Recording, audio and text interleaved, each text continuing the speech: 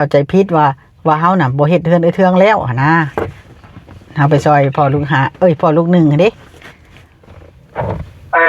ไปซอยบ่าวคำลาเลยอยากให้เอื้อยอธิบายเลยตัวนี้นะเรื่องเฮือนนักเชื่องหัน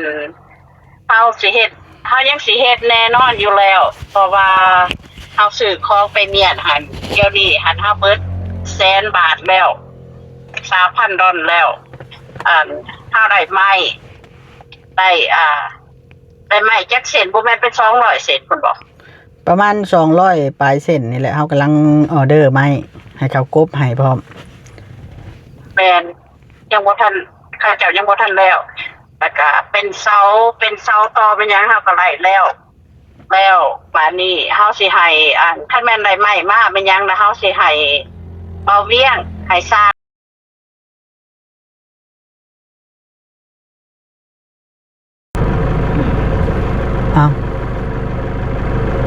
นั่นแหละรออยู่บ่ค่อยนะสบายดีพี่น้องทักทายสบายดีพี่น้องเด้อกันเมื่อชุมคนเมื่อชั่วโมงชุบอนพี่น้องเนาะมื้อนี้อยู่ที่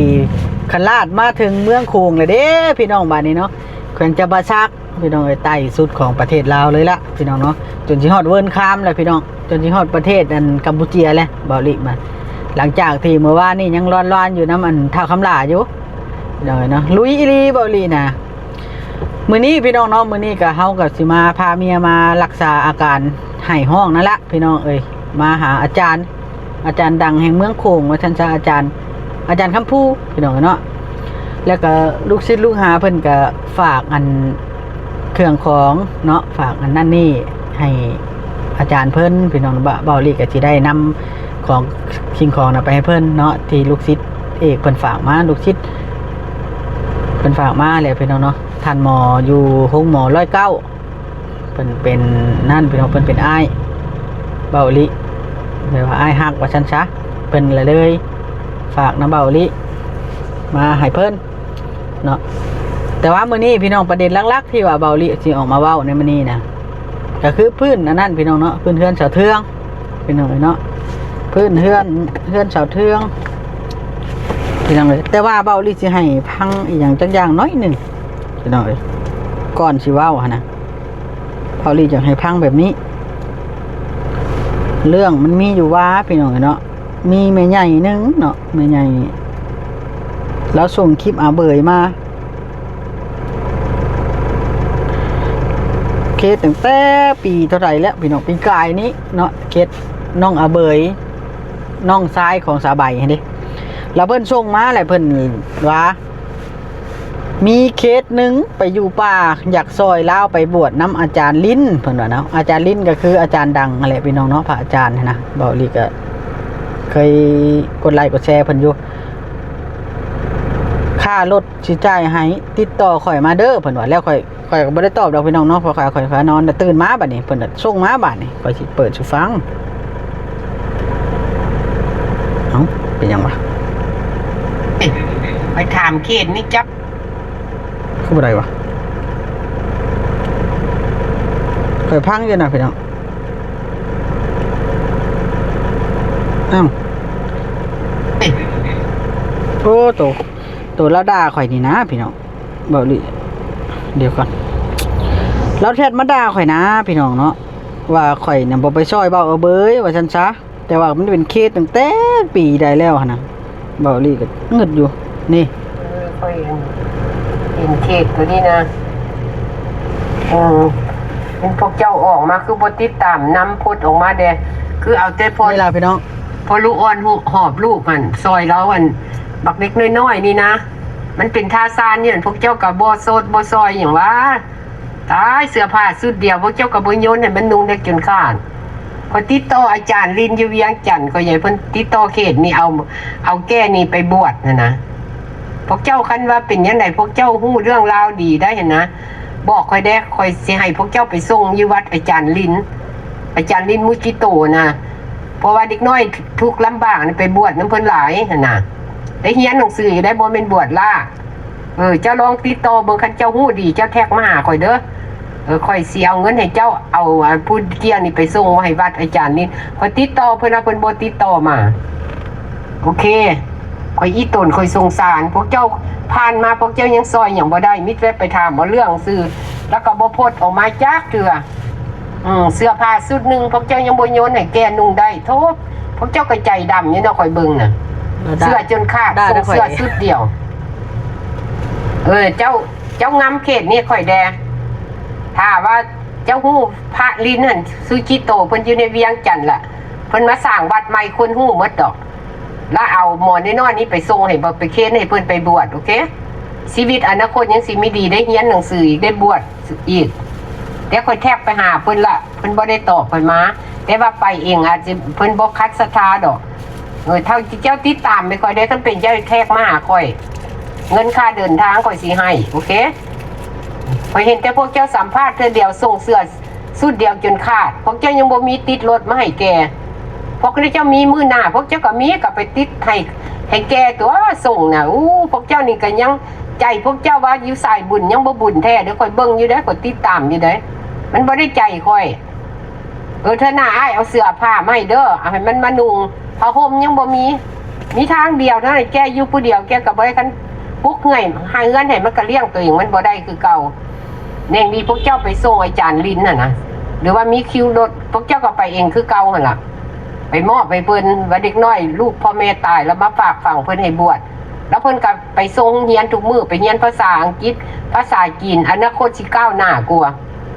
ดีก็ปล่อยเด็กน้อยเป็นลิงเป็นข้างแล้วพวกเจ้าก็บ่ใจใส่เอาใจใส่แต่พ่อใหม่ลูกนึงหั่นหมอนี่น้อยนี่ตาสงสารเนี่ยมันบ่มีฮอดบนส้นเสื้อผ้าสุดเดียวหนาวก็หนาวเอาเท่านั้นล่ะคันเว้าไหลพวกเจ้าสิสั่งข่อยแต่ข่อยก็เป็นคนเมตตาผู้นึงข่อยก็เบิ่งคลิปคือกันเด้ซอยสมบูรณ์แบบนี่ข่อยก็เบิ่งเด้ข่อยก็ย่องเด้เสื้อผ้าพวกเจ้าควรมีในรถในรางติดเนื้อติดโตไป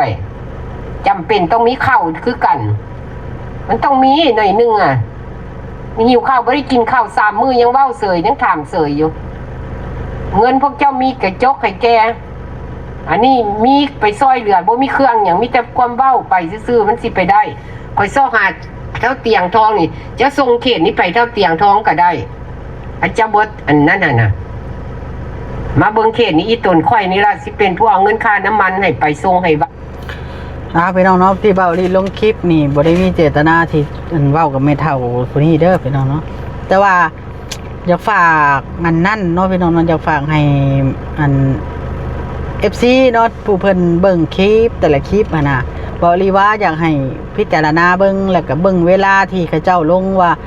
มันเป็นวันที่เท่าใดปีใดเนาะพี่น้องเนาะมันเป็นวันที่เท่าใดปีใดเดือนใดแล้วก็ติดตามให้แน่ใจว่ามันเป็นเคสกำลังถ่ายบ่หรือว่ามันเป็นเคสอันที่ช่วยแล้วบ่หรือยังนะแต่ว่าตัวนี้นะมันเป็นคลิปเก่าเด้อพี่น้องเนาะมันเป็นคลิปเก่ามันเป็นเคสเก่าของน้องอาเบยนะเพิ่นได้เฮือนได้ซ่านไปแล้วเลยเฮาก็เลยไปเคสใหม่ไปเรื่อยๆพี่น้องเอ้ยแล้วก็น้องอาเบยนะเฮาก็บ่ได้ถ่ายแต่เริ่มต้นเนาะอันนี้ก็ได้แต่ว่าแม่เฒ่าเพิ่นจะน่าจะเข้าใจผิดแหละก็เฮาบ่ได้ว่าเพิ่นดอกแต่ว่าเฮาออกมาเตือนอันทาง FC แน่ว่าการที่เฮาเบิ่งคลิปนะเฮาเบิ่งให้รอบคอบแล้วก็ให้เบิ่งคักๆนะว่าอีหยังเป็นอีหยังก่อนเฮาจังสามารถแชทไปด่าผู้อื่นได้ว่าใจดำว่าบ่ใจบุญนะเนาะอันนี้ก็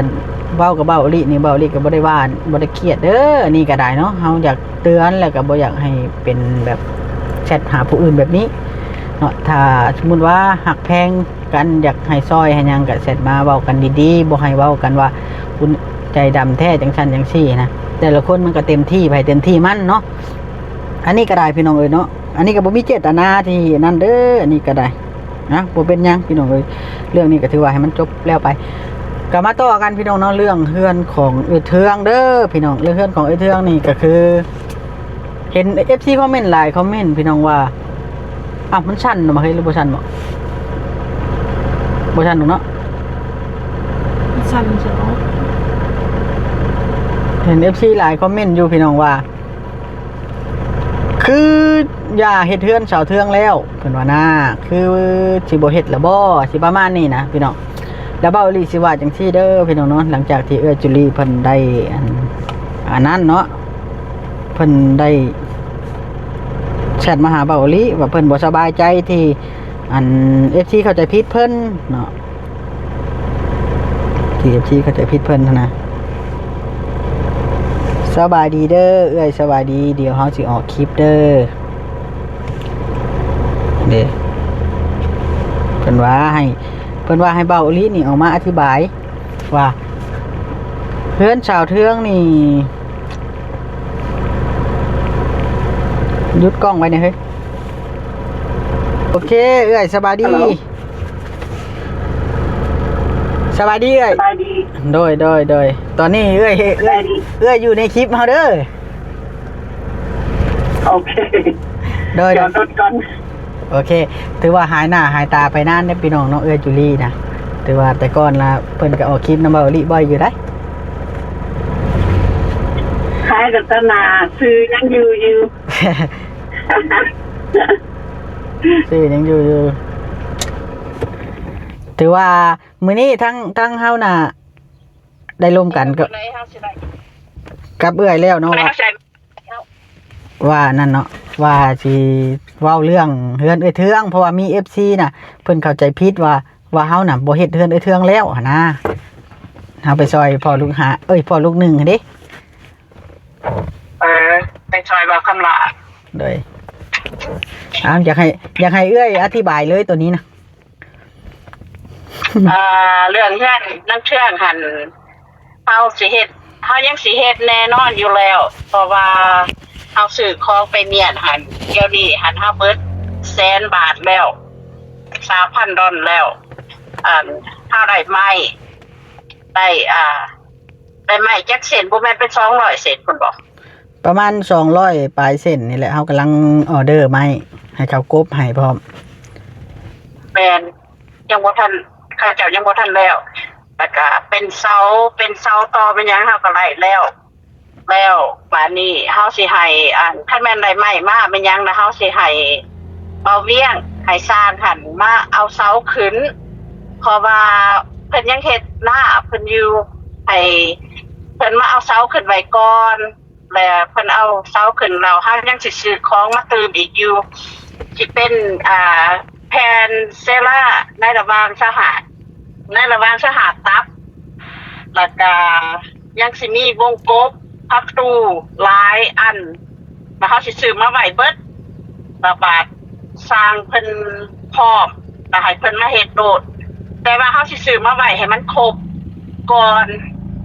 บาดเฮาเฮ็ดแต่มันจังสิสบายมีเบิดทุกแนวแล้วมันจังสบายหั่นน่ะมีตาFCใจเย็นๆเนี่ยใจเย็นๆเพราะว่าจังไดมันก็จังไดเนี่ยเจ้าเทื่องหันก็เกิดอยู่แล้วเฮ็ดอยู่แล้ว 100% แล้วมีแต่ว่า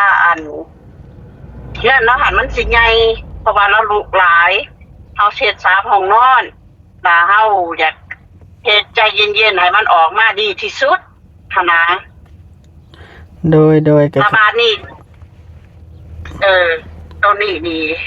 บ่ต้องเป็นห่วงดอก FC บ่ต้องเป็นห่วงดอกว่าเฮาลืมเพื่อนเจ้าเทื่องเฮายังเฮ็ดอยู่เฮายังสั่งใหม่อยู่ จะหน่อย FC เพิ่นว่าเห็นไปซอยไอ้คำลาแล้วว่าลืมเสาเทืองเนาะแม่นบ่เฮาบ่ได้ลืมเจ้าเทื่องตอนที่เฮาถ่าว่าเวียงเฮ็ดหน้าแล้วก็ถ่าเขาเจ้าจังใหม่จังหยังเฮาก็ไปซอยเคสอื่นก็โอเคคือกันบ่เป็นหยังเพราะว่าบ่คำลาเนาะก็ต้องการซอยคือกันเฮาก็ซื้อดินซื้อหยังให้เราเพราะว่าคุณยายที่ว่าเพิ่นเขามาซื้อดินนำนี่เพิ่นเป็นหมู่เบิดเพิ่นเป็นคงเบิดเป็นแม่คงเบิดส่วนเพิ่นเข้ามาซื้อนำกันจังว่าเฮาบ่ได้เปิดส้มเปิดหยังก็เปิดบริจาคเปิดบริจาคเพราะว่า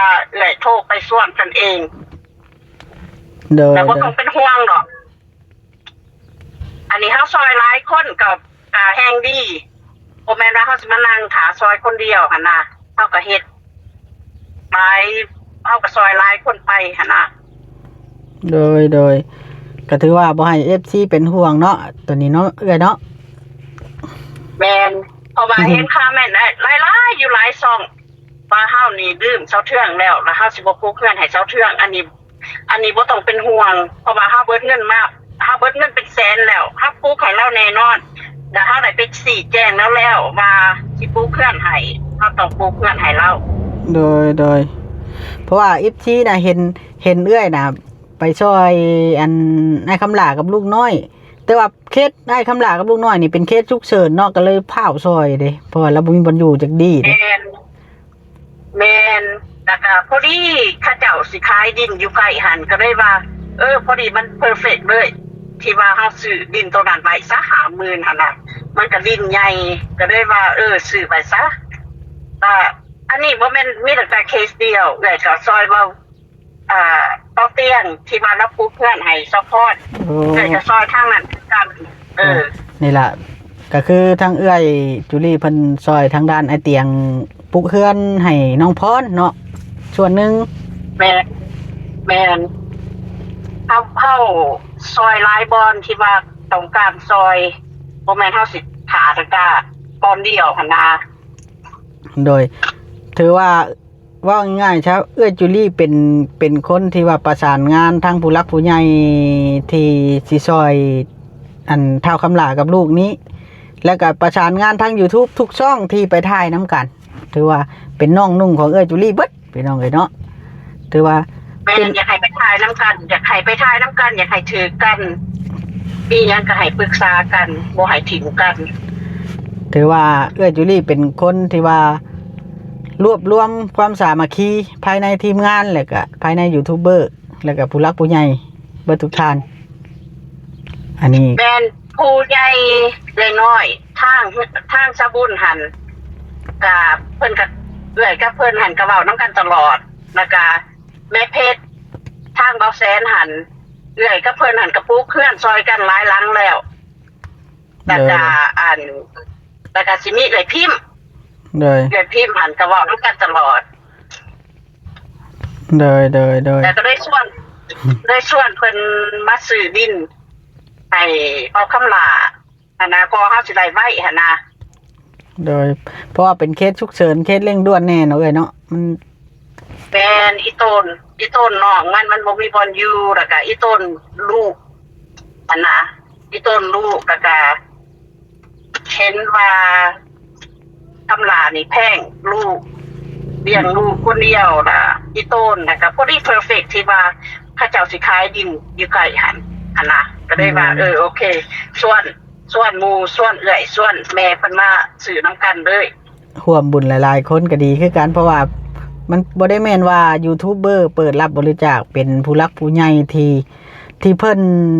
อยากร่วมกันมาซื้อให้แต่ว่าเพิ่นอยากให้หลายๆ YouTube หลายๆช่องน่ะมาถ่ายนํกันเป็นความสามัคคีแล้วก็เป็นสักขีพยานนํกันเนาะเอ้ยแม่นให้มาถ่ายน้ำกันซอยกันนั่นแหละเพราะว่าหลายคนถ่ายเท่ากับบอกข้างหลังแล้วกับมีหลายคนซอยแม่นบอกโดยมีแต่ว่าเรื่องนั้นเครื่องหันบ่ต้องเป็นห่วงดอกเพราะว่าเรื่องเรานี่สิเกิดอยู่แล้วบ่ฮู้ว่ามันสิไว้ปานใดหรือว่าโดนปานใดแต่บ่โดนดอกกำลังเก็บของกำลังซื้อของอยู่โดยบอกง่ายๆชาวพี่น้องเนาะต้องแล้วภายในแรงนี้เนาะใจเย็นๆFC ก็ใจเย็นๆถือว่าแล้วแบบว่าเฮาตั้งเสาไว้แล้วเฮาก็ค่อยเฮ็ดไปพอมันถึงฤดูฝนลิ้นเด้พอเฮือนเราก็มีพออยู่พอเซาอยู่เนาะ